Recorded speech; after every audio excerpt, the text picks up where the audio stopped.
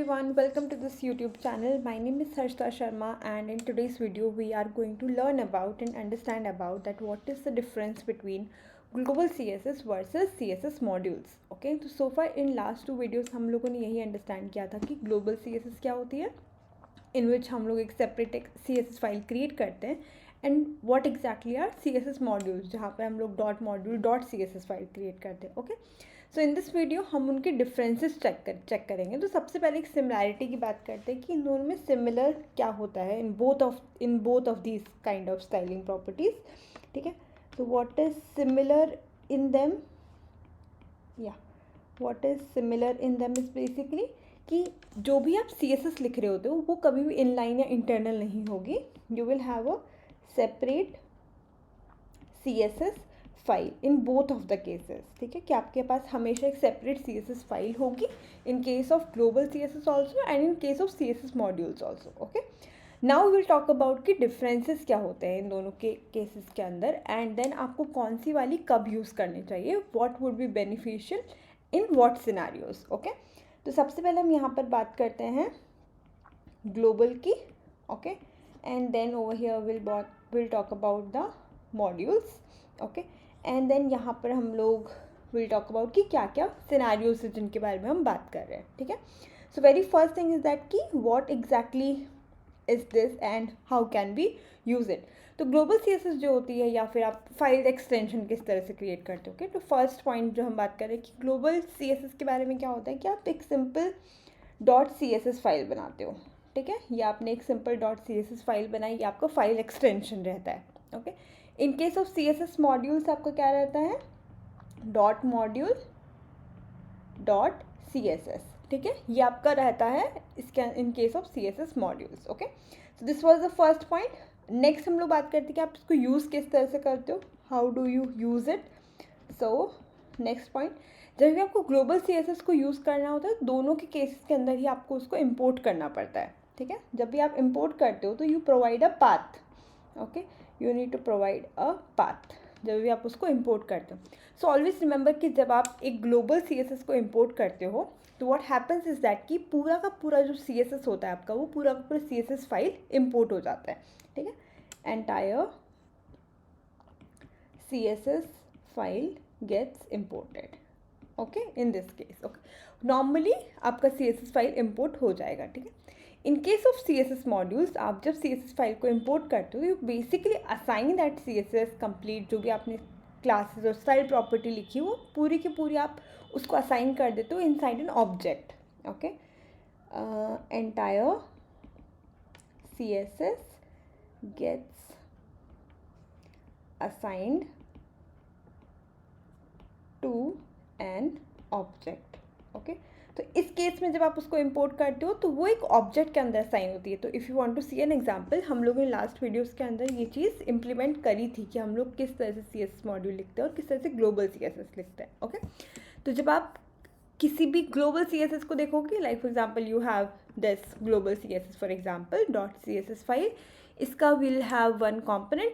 इसके अंदर हम लोगों ने सिंपली इस फाइल को इम्पोर्ट किया है. ठीक है, हम लोगों ने और कुछ नहीं लिखा है. But when you talk about a CSS module, जो ये आपका CSS मॉड्यूल है where we have dot module dot CSS file extension. ठीक है, इसको जब आप इस कहीं पर इंपोर्ट करते हो, ये इसका कंपोनेंट है, इसको जब आप इंपोर्ट करते हो आप स्टाइल्स की तरह इंपोर्ट करते हो. ठीक है, जो भी आपकी स्टाइलिंग आपने डिफाइन करी है inside this class name, inside this CSS module file, आपने जो भी क्लासेस और स्टाइल्स आपने डिफाइन करी है वो बेसिकली इस ऑब्जेक्ट के अंदर प्रेजेंट है inside the styles object. Okay, so now let's go back. तो this is how you basically use it. होता क्या है, .css फाइल होती है सिंपल, इसके अंदर CSS मॉड्यूल्स में dot module dot CSS file होती है. ओके, किस तरह से यूज़ होती है, किस तरह से इंपोर्ट करते हो आप नॉर्मल एक इंपोर्ट पाथ देते हो, पाथ के अंदर जहाँ पर भी आपकी CSS फाइल लोकेटेड है वो ऐड करते हो. Okay, in case of CSS module आप वो पूरे के पूरे पाथ को एक ऑब्जेक्ट के अंदर असाइन करते हो. Now this complete object has basically your this CSS styling जो भी आपने उस CSS मॉड्यूल के अंदर डिफाइन करी है.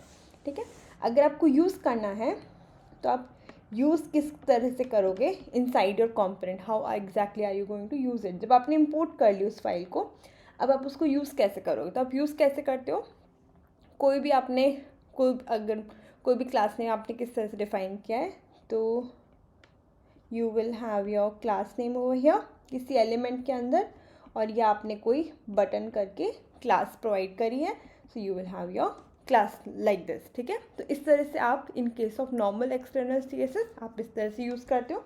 But in case of CSS module, क्योंकि हमारा ये पूरा पूरा स्टाइलिंग आपकी एक ऑब्जेक्ट के अंदर स्टोर होता है, तो क्या होता है, जो भी आपने क्लासेस डिफाइन करी होती है वो क्लासेस उस ऑब्जेक्ट का की बन जाती है, ठीक है।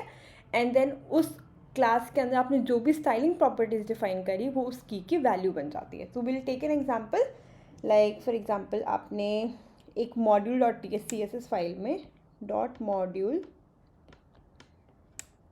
डॉट CSS फाइल में आपने एक डिफ़ाइन की है डॉट बटन क्लास, ठीक है। आपने एक बटन क्लास डिफ़ाइन करी है, देन इसके अंदर आपने कलर लिखा है as red, okay, something like this. तो इसके अंदर क्या होगा, जब आप स्टाइल्स की तरह उसको स्टाइल्स ऑब्जेक्ट को आप यूज़ कर रहे होगे, तो इस ऑब्जेक्ट का जो होगा इसके अंदर सबसे पहले की आ जाएगी which is button, and then button के अंदर जो होगा इसके अंदर आपने जो भी स्टाइलिंग लिखी है आपने ये वाली, वो स्टाइलिंग यहाँ पर चल जाएगी, इसकी वैल्यू यहाँ पर ट्रांसफर हो जाएगी। तो जब आप इसको यूज़ करते हो तो आप उसको डायरेक्टली यूज़ नहीं कर सकते जिस तरह से आप एक्सटर्नल CSS में यूज़ करते हो।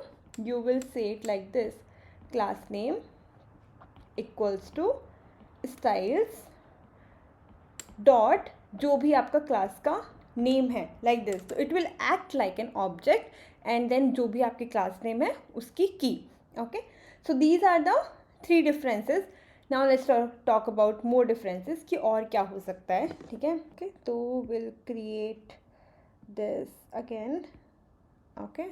So you have your external CSS here and then you have your modules over here, ठीक है।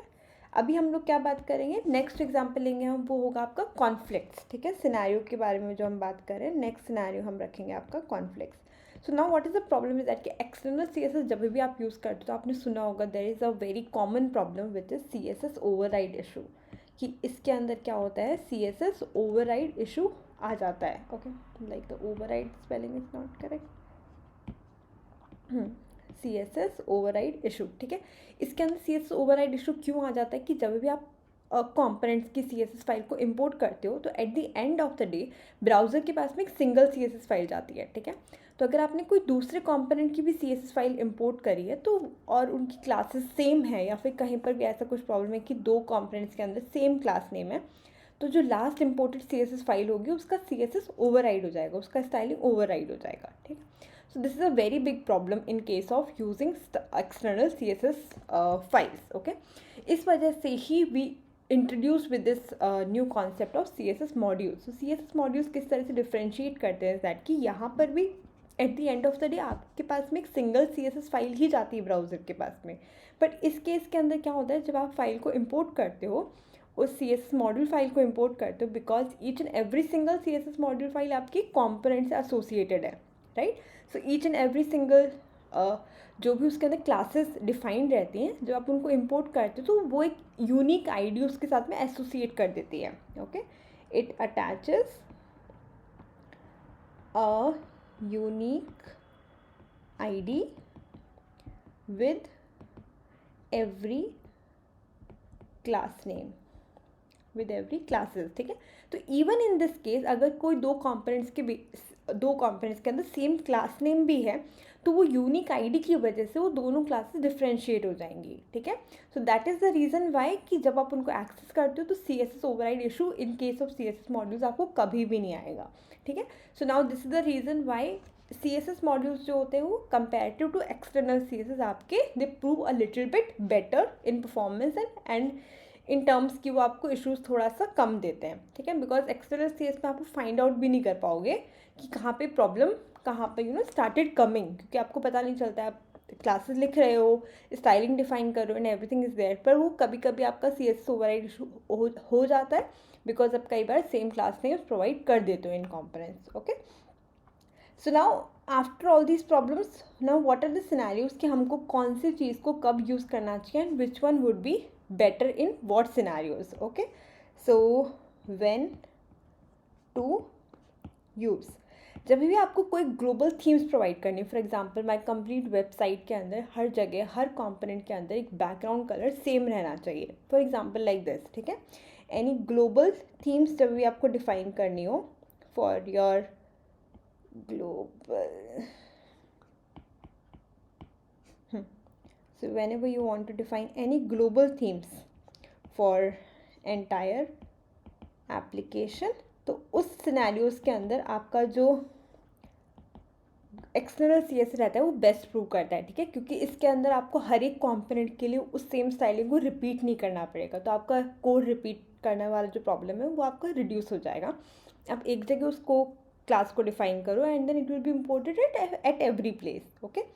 In case of C S module जब भी आपको कोई इस तरह से स्टाइलिंग लिखनी है विच इज़ कॉम्पोनेंट स्पेसिफिक, ठीक है, कि इस कॉम्पोनेंट की स्टाइल यही रहनी चाहिए, इस कॉम्पोनेंट की स्टाइलिंग यही रहनी चाहिए। तो जब भी आप कॉम्पोनेंट लेवल पर स्टाइलिंग लिख रहे हो where you have strict rules कि ये कॉम्पोनेंट ऐसा ही दिखना चाहिए and it should not be mismatched with any other component, तो उस केस के अंदर you should be following CSS modules का concept, okay, which means component when you are writing component specific styling, जब भी आप component specific styling लिख रहे हो you always have to make sure कि आप CSS modules यूज़ कर रहे हो, नहीं तो आपके पास में CSS override के इशू आ सकते हैं, okay. So these are the few differences जो कि आपके ग्लोबल CSS मॉड्यूल्स के अंदर होते हैं। इन लास्ट 2 वीडियोज़ हम लोगों ने you can, if you have not watch those videos you can go ahead and watch those 2 videos. इसके अंदर हम लोगों ने basic implementation, first of all we have tried to implement both of these, कि global CSS को आप किस तरह से इम्प्लीमेंट करते हो या फिर आप CSS मॉड्यूल्स को किस तरह से इम्प्लीमेंट करते हो। And in this video we have talked about कि दोनों में क्या डिफरेंसेस होते हैं एंड हर एक स्टाइलिंग वे को आपको किस एग्जैक्ट जगह पर यूज़ करना चाहिए, okay. So that's it for this video and thank you so much for watching, and if you really liked the video, if you felt a little bit like these videos, if you're feeling these videos are helpful and they are really helping you to learn about these concepts, please leave a comment in the comment section below because it really helps me to motivate me to understand your feedback about the videos that I've been creating, okay. So thank you so much for watching.